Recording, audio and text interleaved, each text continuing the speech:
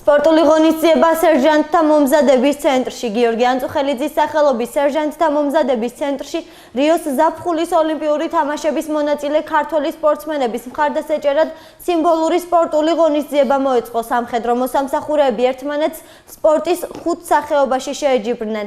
ოფიცრების, სერჟანტ ინსტრუქტორების და მსმენელებისგან დაკომპლექტებულ 4 გუნდს შესაბამისი ნომრები ჰქონდათ მინიჭებული. გამარჯვება ათეულის მსმენელებისგან შედგენილ მესამე გუნდს ერგო. სიმბოლური საჩუქარი გარდამავალი თასიც სწორედ მათ გადაეცათ.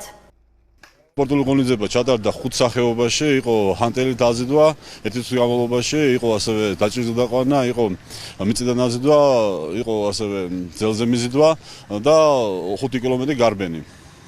აღნიშნული ღონისძიების მიზანი იყო პირველ რიგში, რომ დღეს მნიშვნელოვანი თარიღია სპორტის ჩვენი სპორტსმენებისათვის, დღეს გაიხსნა რიოს ოლიმპიური თამაშები და ამით ხარი დაუჭირდა გვინდა რომ დავუჭიროთ ჩვენ სპორტსმენებს წარმატებების სრულ თავის ასპარეზობაში და მრავალჯერ გაიხარებოთ ქართული გულშემატკივარი. სპორტულ ღონისძიებაში მივიღეთ მონაწილეობა ცენტრის პირადმა შემადგენლობამ.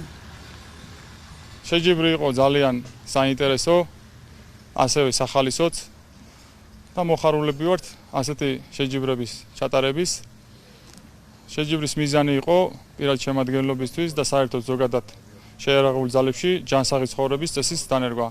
მოხარულები ვიქნებით თუ კიდევ განმეორდება შემდგომში ასეთი სახის სპორტული ღონისძიებები, რათა პირად შემადგენლობას უფრო მეტი мотиваცია ეძლევა ჯანსაღი ცხოვრების წესისკენ.